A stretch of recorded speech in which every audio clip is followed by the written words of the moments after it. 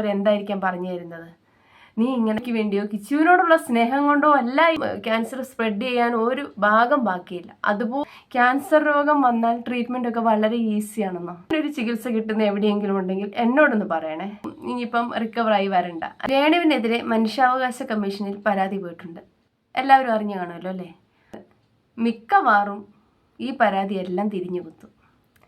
മനുഷ്യാവകാശ കമ്മീഷൻ സ്വമേധയാ കേസെടുക്കാൻ പോകുന്നത് മറ്റു ചിലർക്കെതിരെയായിരിക്കും. രേണുസുതിക്കെതിരെ എന്ത് പറഞ്ഞിട്ടാണ് അയാൾ മനുഷ്യാവകാശ കമ്മീഷനിൽ പരാതി കൊടുത്തത്? രേണുസുതി സോഷ്യൽ മീഡിയയിൽ വന്ന റീലുകളൊക്കെ ചെയ്ത് ക്യാൻസർ രോഗികളൊക്കെ അപമാനിച്ചു, ഇല്ലാത്ത രോഗം പറഞ്ഞു, അങ്ങനെ ഇങ്ങനെയൊക്കെ പറഞ്ഞിട്ടാണ്. പക്ഷേ യാഥാർത്ഥ്യം എന്താണ്? രേണുസുതി ക്യാൻസർ രോഗികളെ അപമാനിക്കുകയാണോ ചെയ്തത്? അതോ ഇതുപോലെ ക്യാൻസർ രോഗം കൊണ്ട് വിഷമിക്കുന്ന ഒരുപാട് പേർക്ക് ഇൻസ്പിറേഷൻ ആവുകയാണ് ചെയ്തത്? ഞാനിത് പറയുമ്പോൾ കുറേ പേര് പറയും, പിന്നെ ഇങ്ങനെയൊക്കെ കാണിച്ചിട്ടല്ലേ ഇൻസ്പിറേഷൻ, ഇതാണോ ഇൻസ്പിറേഷൻ, അങ്ങനെയൊക്കെ. നമുക്കാണ് ആ ഒരു അവസ്ഥ വരണമെങ്കിൽ ഓക്കെ, നമ്മുടെ കൂടെയുള്ളവരെല്ലാം നമ്മളെ എങ്ങനെ കാണാനാണ് ആഗ്രഹിക്കുന്നത്? നമ്മളിങ്ങനെ വളരെ ആക്റ്റീവായി സോഷ്യൽ മീഡിയയിലൊക്കെ ആക്റ്റീവായി ഇങ്ങനെ നിൽക്കുന്ന ഒരു ടൈമിലാണ് നമുക്കിങ്ങനെ ഒരു അസുഖം തിരിച്ചറിയുന്നത്. നമ്മൾ ചികിത്സയിലേക്ക് പോയി കഴിഞ്ഞാൽ ഉടനെ നമുക്ക് ട്രീറ്റ്മെൻറ്റിൻ്റെതായ വിഷയങ്ങളുണ്ടാവാം, അസുഖത്തിൻ്റെതായ ബുദ്ധിമുട്ടുകളുണ്ടാവും, എല്ലാം ഉണ്ട്. പക്ഷേ ആ ഒരു ബുദ്ധിമുട്ടുകളിൽ നിന്നൊക്കെ നമ്മളോട് നമ്മുടെ കൂടെയുള്ളവർ എന്തായിരിക്കാം പറഞ്ഞു തരുന്നത്? നീ ഇങ്ങനെ വിഷമിക്കേണ്ട, റീലൊക്കെ ചെയ്ത് അല്ലെങ്കിൽ ക്യാൻസർ വന്ന രോഗികൾക്കും കൂടെ അപമാനമായിട്ടുള്ള രീതിയിൽ രേണുസുതി പെരുമാറി, അല്ലെങ്കിൽ ആ രോഗത്തെ വില കുറച്ച് നിസ്സാരമായി കാണുന്ന രീതിയിൽ പെരുമാറുന്നു. പിന്നെ രേണുസുതിക്ക് രോഗമില്ല, അങ്ങനെയൊക്കെയുള്ളൊരു രീതിയിലാണല്ലോ പരാതി പോയിരിക്കുന്നത്. പക്ഷേ രേണുസുതി എന്ന് പറയുന്ന ക്യാൻസറിൻ്റെ 4th സ്റ്റേജിൽ, ഹെഡിക് പോസിറ്റീവായിട്ട് ബ്രസ്റ്റ് ക്യാൻസറിൻ്റെ 4th സ്റ്റേജിൽ എത്തി നിൽക്കുന്ന ഒരു രോഗിയാണ്. അവരെ നമ്മൾ ഈ പരാതി കൊടുത്തവരടക്കം ഈ രേണുസുതിയെ കുറ്റപ്പെടുത്തുന്ന ഈ പൊതുസമൂഹം രേണുവിനെ എങ്ങനെ കാണാനാണ് ആഗ്രഹിക്കുന്നത്? അതായത് രേണു അസുഖം വന്നു, ഇത്രയും കാലം സോഷ്യൽ മീഡിയയിൽ റീലും ചെയ്ത് അവർ കുറേ കാര്യങ്ങളൊക്കെ ചെയ്തു, ഒരുപാട് പേർക്ക് അത് ഇഷ്ടപ്പെടാത്ത ഉണ്ടായിരുന്നു, ഒരുപാട് പേര് സപ്പോർട്ട് ചെയ്യുന്നവരും ഉണ്ടായിരുന്നു കേട്ടോ, ഇഷ്ടപ്പെടാത്ത ഉണ്ടായിരുന്നു. ഓക്കെ, അവൾക്ക് അങ്ങനെ ഒരു രോഗം വന്നു, ഓക്കെ, ദൈവം കൊടുത്ത ശിക്ഷ. ഇനി ആ ശിക്ഷ അനുഭവിച്ചുകൊണ്ട് ഒരിടത്തും മിണ്ടാതെ അനങ്ങാതെ ഒരു കട്ടിലിൽ അങ്ങ് കിടന്നോണം അല്ലേ? അതിൽ നിന്ന് റിക്കവറായി വരാൻ പാടില്ല, അല്ലെങ്കിൽ അങ്ങനെയൊക്കെയാണോ ആളുകൾ ചിന്തിക്കുന്നത്? രേണുസുതിയെ പോലെ, അതായത് ക്യാൻസറിൻ്റെ 4th സ്റ്റേജിൽ എത്തിയിരിക്കുന്ന ഒരു പേഷ്യൻറ്റ്, അവർ പറയാണ് എനിക്ക് ഇതിൽ നിന്ന് റിക്കവർ ചെയ്ത് വരാൻ പറ്റും എന്ന് പറയും. അല്ലെങ്കിൽ അവരുടെ സന്തോഷം അവർ ചെയ്തുകൊണ്ടിരുന്നത്. ഇപ്പം നമ്മൾ ഒരു അസുഖമൊക്കെ വന്ന് ഒരു സീരിയസ് ആയിട്ടുള്ളൊരു കണ്ടീഷനിൽ ഇരിക്കുന്നത് നമ്മുടെ വേണ്ടപ്പെട്ടവരാണെങ്കിൽ അവരോട് എന്തായിരിക്കും നമ്മൾ പറയുക? നിനക്ക് അസുഖമാണ്, 4th സ്റ്റേജാണ്, നീ അവിടെ അടങ്ങി ആ കട്ടിലേൽ കിടന്നോണം, എങ്ങോട്ടും എണീക്കേണ്ട, ആരോടും മിണ്ടണ്ട, ഒന്നും പറയണ്ട, അല്ലെങ്കിൽ നീ അവിടെ അങ്ങനെ കിടക്കണം. അല്ലെങ്കിൽ അവർക്ക് ഇഷ്ടപ്പെട്ട അവരുടെ ഹോബീസ് എന്തായിരുന്നു, അവർ ഇത്രകാലം എന്തായിരുന്നോ ചെയ്തുകൊണ്ടിരുന്നത്, അതൊക്കെ കുറേശ്ശെ ചെയ്യുക. അല്ലാതെ ഈ ക്യാൻസറിനൊക്കെ ചികിത്സയുണ്ട്, ഇതിൽ നിന്നൊക്കെ നമ്മൾ റിക്കവറായി വരും, അതോർത്ത് ടെൻഷൻ അടിച്ചിരിക്കാതെ നിനക്ക് ചെയ്യാൻ പറ്റുന്ന കാര്യങ്ങൾ ചെയ്യുക എന്നല്ലേ പറയുള്ളൂ. ഞാൻ അങ്ങനെ പറയുള്ളൂ. അപ്പോൾ ഏത് രീതിയിലാണ് രേണുസുതി ക്യാൻസർ രോഗികളെ അപമാനിക്കുന്നത്? അതായത് അവർ ഇതിന് ശേഷം ഇട്ടിരിക്കുന്ന റീലുകളൊന്നും നമുക്കാർക്കും കാണാൻ പറ്റാത്ത തരത്തിലുള്ള റീലുകളൊന്നും അവരിട്ടതായിട്ട് ഞാൻ കണ്ടില്ല. പിന്നെ എന്താ പറഞ്ഞാൽ കോൺട്രവേഴ്സീസ്, അവരുടെ ഒരു രോഗി, ആ ഒരു അവസ്ഥയിലിരിക്കുന്ന ഒരു രോഗിയുടെ മെൻ്റൽ സ്റ്റേറ്റ്, ഇപ്പം നമുക്ക് ഇപ്പം ഈ അസുഖങ്ങളൊന്നും ഇല്ല, ഇത്രയും വലിയ അസുഖമൊന്നും ഇല്ല എങ്കിൽ പോലും സാധാരണ ഇപ്പം ലേഡീസിനൊക്കെ സംബന്ധിച്ചിട്ട് ഒരു പീരിയഡ്സിൻ്റെ സമയത്ത് പോലും മൂഡ് സ്വിങ്സ് ഉണ്ടായിട്ട് അല്ലെങ്കിൽ ഭയങ്കര ഡെസ്പറേറ്റഡ് ആയിട്ടുള്ള സംസാരങ്ങളും കാര്യങ്ങളൊക്കെ ഉണ്ടാകുന്നുണ്ട്. അപ്പോഴാണ് ഇങ്ങനെ ഒരു അസുഖമായിട്ടിരിക്കുന്ന ഒരു വ്യക്തി, അവർക്കെതിരെ വരുന്ന ഒരുപാട് കാര്യങ്ങൾ അവർക്കെതിരെ വരുമ്പം അവർ റിയാക്ട് ചെയ്യും, അല്ലെങ്കിൽ അവരെ അങ്ങനെ റിയാക്ട് ചെയ്തും റീലൊക്കെ അങ്ങനെയൊക്കെ ചെയ്തുകൊണ്ടിരുന്ന വ്യക്തിയാണല്ലോ. ഉദ്ദേശിക്കുന്ന കാര്യങ്ങൾ അതിൻ്റെതായ രീതിയിലൊന്നും അവർക്ക് പറയാൻ സാധിച്ചില്ലെങ്കിൽ കൂടി അവരുടെ റിയാക്ഷനും ഒക്കെ ആ ഒരു രീതിയിൽ നമുക്ക് കാണാൻ പറ്റൂ. അവരൊരു രോഗിയാണ്. ഫിസിക്കലി മാത്രമല്ല മെൻ്റലിയും ഒരുപാട് സ്ട്രെസ്സും ഒരുപാട് കാര്യങ്ങളും അവർക്ക് ഉണ്ടാവും, ഒരുപാട്. അപ്പോൾ അതിൻ്റെ കൂടെ നമ്മളായിട്ട് പുറമേന്ന് സ്ട്രെസ്സ് കൊടുക്കുകയാണ്. ഒരുപാട് പേര് അവരെ പുറമേന്ന് ഇങ്ങനെ ടെൻഷൻ അടുപ്പിക്കുകയും ഒരുപാട് മാനസിക ബുദ്ധിമുട്ടുകളും വിഷമങ്ങളും സങ്കടങ്ങളും എല്ലാം കൊടുക്കുകയാണ്. അങ്ങനെയുള്ളൊരു വ്യക്തി എങ്ങനെ റിയാക്ട് ചെയ്യണമെന്നാണ് ഈ പറയുന്ന എല്ലാവരും വിചാരിക്കുന്നത്. അപ്പോൾ അങ്ങനെ 1-2 ഈ അസുഖമായിട്ടിരിക്കുന്ന ഒരവസ്ഥയിലും അവരങ്ങനെ റിയാക്ട് ചെയ്യേണ്ടി വരുന്നു. ഇപ്പം കിച്ചുവിനെ സംബന്ധിച്ചിടത്തോളം വിഷയം എന്ന് പറഞ്ഞാൽ, ഇപ്പം ശരിക്കും പറഞ്ഞാൽ കിച്ചു ചെയ്ത വീഡിയോ അത് കണ്ടപ്പോൾ അവർക്ക് വിഷമം വന്ന് അവരത് റിയാക്ട് ചെയ്തു. പക്ഷെ കിച്ചുവിന് ആ വീഡിയോ ചെയ്യേണ്ടി വന്നതും വേറെ കുറേ പേര് കാര്യങ്ങൾ കൊണ്ടാണ്. ഈ കിച്ചുവും രേണുവും ഓരോരുത്തരും അവനവൻ്റെ ഭാഗത്ത് നിന്ന് നോക്കുമ്പോൾ അവർ ഒരുപാട് വിഷമം അനുഭവിക്കുന്നുണ്ട്. ഇതിൻ്റെ ഇടയിൽ നിന്ന് ഇവരെ തമ്മിലടുപ്പിച്ച് ചോര കുടിക്കാൻ നിൽക്കുന്ന കുറച്ച് പേരുണ്ട്. എനിക്ക് കിച്ചുവിനോട് പറയാനുള്ളതാണ്, കിച്ചുവിൻ്റെ നന്മയ്ക്ക് വേണ്ടിയോ കിച്ചുവിനോടുള്ള സ്നേഹം കൊണ്ടോ അല്ല ഇവരൊന്നും ഇങ്ങനെ സപ്പോർട്ട് ചെയ്യുക അല്ലെങ്കിൽ ഈ പ്രോത്സാഹനം തരികയും ചെയ്യുന്നത്. ഇപ്പം കിച്ചുവിനെ സപ്പോർട്ട് ചെയ്ത് വീഡിയോ ചെയ്യുന്നു, രേണുവിനെ മാക്സിമം പറഞ്ഞ് വീഡിയോ ചെയ്യുന്നു. ഇവരൊക്കെ കിച്ചുവിനെ സ്നേഹമുള്ളതുകൊണ്ടാണെന്നാണ് വിചാരിക്കുന്നത്. അല്ല, അവർ നിങ്ങളെ തമ്മിൽ അടുപ്പിച്ച്, കിച്ചുവിനെ രേണുവിനെ തമ്മിൽ അടുപ്പിച്ച് കണ്ടന്റ് ഉണ്ടാക്കിയാണ്. ഒരു വീഡിയോ ചെയ്യുമ്പം ഇവരുള്ളിൽ സന്തോഷിക്കുകയാണ്. എന്താണ്, രേണു അടുത്ത വീഡിയോ മറുപടി ആയിട്ട് വരും. കാരണം രേണു അങ്ങനെയാണ്, രേണു പണ്ട് മുതലേ എല്ലാത്തിനും മറുപടി കൊടുക്കുന്നുണ്ട്. ഇപ്പം ക്യാൻസറിൻ്റെ 4th സ്റ്റേജിലാണെങ്കിൽ കൂടി രേണുവിൻ്റെ ഉള്ളിൽ അത് കേൾക്കുമ്പം വിഷമങ്ങൾ ഉണ്ടാവും. അപ്പോൾ അവർ സോഷ്യൽ മീഡിയയിൽ റിയാക്ട് ചെയ്തുകൊണ്ടിരുന്ന വ്യക്തിയാണ്. അപ്പോൾ സ്വാഭാവികമായിട്ട് ആ റിയാക്ഷൻസ് ഒക്കെ ഉണ്ടാവും. അപ്പം രേണു അങ്ങനെ റിയാക്ട് ചെയ്യുമ്പം ഈ കുറ്റപ്പെടുത്തുന്നവരെല്ലാം ഉള്ളിൽ ഭയങ്കരമായിട്ട് സന്തോഷിക്കുകയാണ്. എന്താണ്, രേണുവിന് ഇനി പറയാനുള്ള കുറേ കണ്ടിട്ട് രേണു തന്നെ തന്നു. നമ്മളിപ്പം രേണുവിൻ്റെയോ കിച്ചുവിൻ്റെയോ ഭാഗത്ത് നിൽക്കുകയല്ല. രേണുവിന് കുറച്ച് കൺസിഡറേഷൻ കൂടുതൽ കൊടുക്കാം അല്ലേ. കിച്ചുവിൻ്റെ കാര്യമൊക്കെ, കിച്ചു അച്ഛനും അമ്മയും ഇല്ലാത്ത കുട്ടിയാണ്, അവൻ ഒരുപാട് കഷ്ടമുണ്ട്, ചെറുപ്പക്കാരനാണ്, പല കാര്യങ്ങളിലും വിഷമം ഉണ്ടായിട്ടുണ്ട്. എന്നാൽ രേണുവും ഒരു മനുഷ്യശ്രീയല്ലേ, അവരെയും സപ്പോർട്ട് ചെയ്യണ്ടേ. അവർ വന്ന് ഇങ്ങനെ എന്തെങ്കിലും പറഞ്ഞ് അവരെ കൊണ്ട് റിയാക്ട് ചെയ്യിപ്പിച്ചു, അല്ലെങ്കിൽ എന്തെങ്കിലും ഒരു ഈശോയുടെ പാട്ട് പാടി റീലിട്ടു. ഇതൊക്കെയാണോ രേണു ക്യാൻസർ രോഗികളെ, ഞാൻ പറഞ്ഞു വന്നതാണ്, ക്യാൻസർ രോഗികളെ അപമാനിക്കുന്നത്? രേണു സുധിയെ പോലെ തന്നെ ഞാൻ ശ്രദ്ധിച്ച ഒരു പേഷ്യൻ്റ് ഉണ്ട്. പേഷ്യൻ്റ് എന്ന് പറഞ്ഞാൽ ലേഖ അംബിജാഷ് എന്ന് പറഞ്ഞാൽ കുറച്ച് പേർക്കെങ്കിലുമൊക്കെ സോഷ്യൽ മീഡിയയിൽ ഒരു യൂട്യൂബർ ആയിരുന്നു, പിന്നെ ഒരു ഡയറക്ടറുടെ വൈഫാണ്. അവർ അത്യാവശ്യം സിനിമ പിന്നണിയിലൊക്കെ പ്രവർത്തിക്കുന്നുണ്ട്. അങ്ങനെ പരസ്യം, സിനിമ, അങ്ങനെയുള്ള കാര്യങ്ങളൊക്കെ ചെയ്യുന്നത്. അത് യൂട്യൂബിൽ വളരെ ആക്റ്റീവായിരുന്നൊരു വ്യക്തിയാണ് ലേഖ അംബിജാഷ് എന്ന് പറയും. അവരിപ്പം ഇൻസ്റ്റഗ്രാമിൽ വീഡിയോസ് ചെയ്യുന്നുണ്ട്.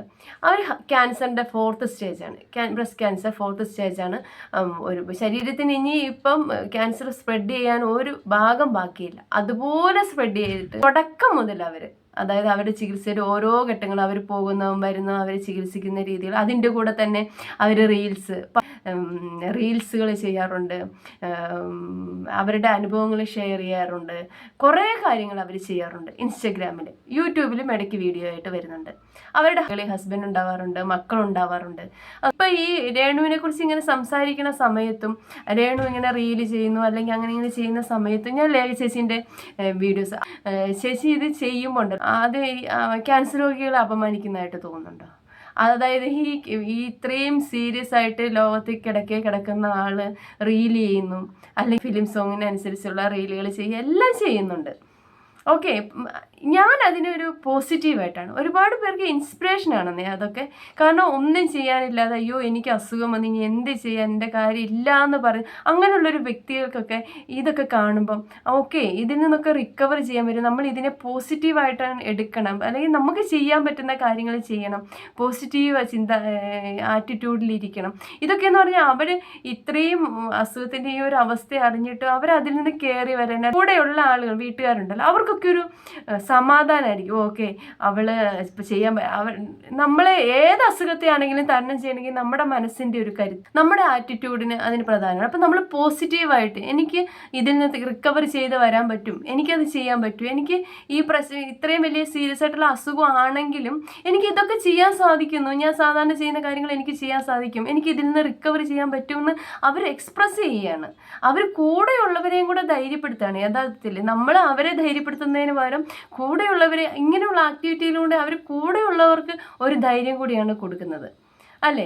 പോസിറ്റീവായിട്ട് എനിക്കിത് ചികിത്സ ഫലിക്കും, എനിക്ക് കുഴപ്പമില്ല, എനിക്ക് അസുഖം ഇത്രയായിട്ടും എനിക്കിതൊക്കെ ചെയ്യാൻ പറ്റുന്നുണ്ടെന്ന് നമ്മളെ തന്നെ ബോധ്യപ്പെടുത്തുകയാണ് അവർ ചെയ്യുന്നത്. അപ്പം ഓരോരുത്തരും ഇപ്പം നമ്മൾ പടം വരയ്ക്കുന്നവരാണെങ്കിൽ അങ്ങനെയുള്ള കുറേ കാര്യങ്ങളുണ്ടല്ലോ. അപ്പം രേണു സ്വാഭാവികമായിട്ടും സോഷ്യൽ മീഡിയയിലായിരുന്നു ആക്റ്റീവായിരുന്നത്. അപ്പോൾ സോഷ്യൽ മീഡിയ എനിക്ക് ഈ അസുഖമാണെങ്കിലും എനിക്കിതൊക്കെ ചെയ്യാൻ സാധിക്കുന്നുണ്ട്, അവരെ തന്നെ സ്ട്രെങ്തൻ ചെയ്യുകയാണ് ചെയ്യുന്നത്.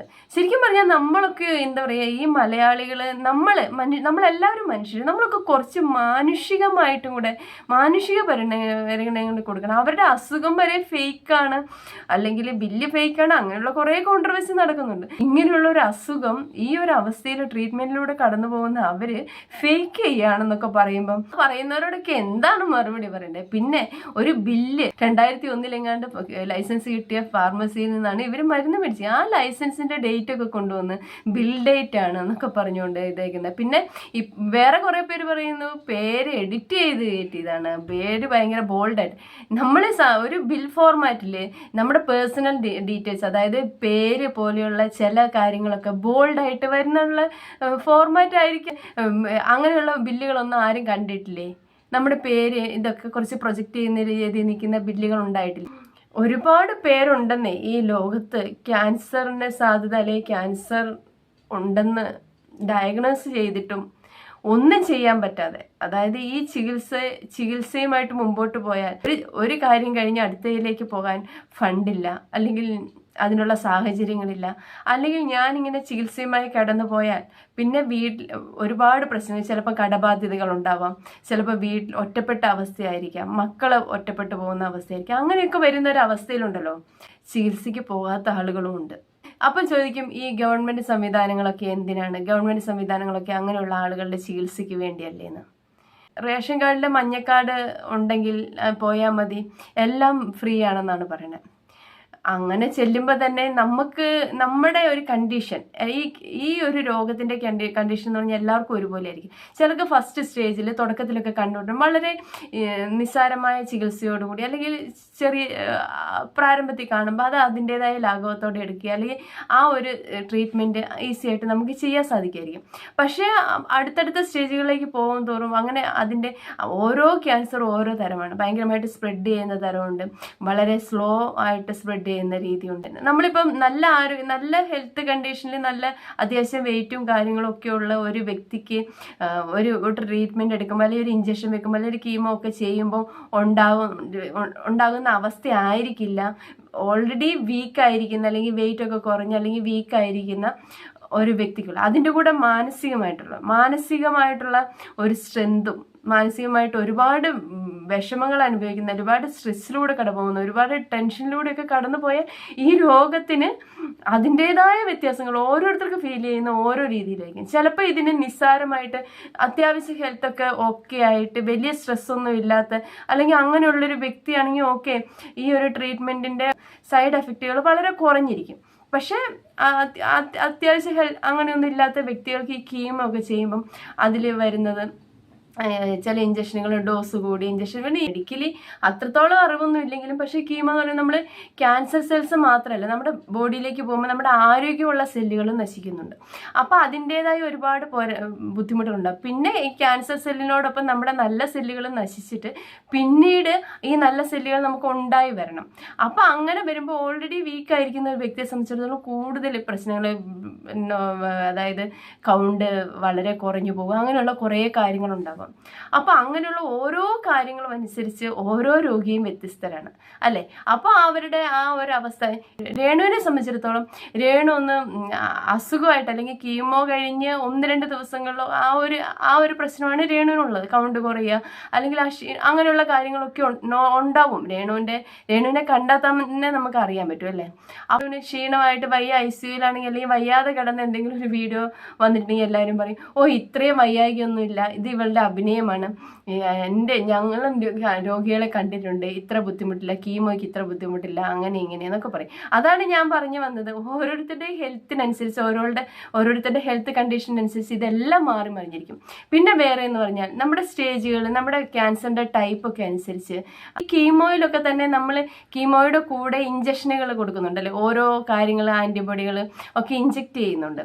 അപ്പോൾ അതിൽ നിന്ന് പറഞ്ഞാൽ ഈ ഒരു പ്രൈസിന് നമുക്ക് ഒരു നോർമലായിട്ടുള്ള ഒരു കാര്യങ്ങൾ ചെയ്യാൻ പറ്റും. കുറച്ചുകൂടെ ബെറ്റർ ആയിട്ട് ഇതിനെ കുറച്ചുകൂടെ എഫക്റ്റീവായിട്ട് വരണമെങ്കിൽ ഇത്ര പൈസയ്ക്കുള്ളൊരു ഇഞ്ചക്ഷനും കൂടി ഇതിൻ്റെ കൂടെ ചെയ്യണം. അന്ന് പറയുമ്പം അത് ചെയ്യാൻ അല്ലെങ്കിൽ ഈ വ്യക്തിയെ രക്ഷിച്ചെടുക്കണം എന്നുള്ളവർ എങ്ങനെയെങ്കിലും പൈസ കണ്ടെത്തി അത് ചെയ്യും.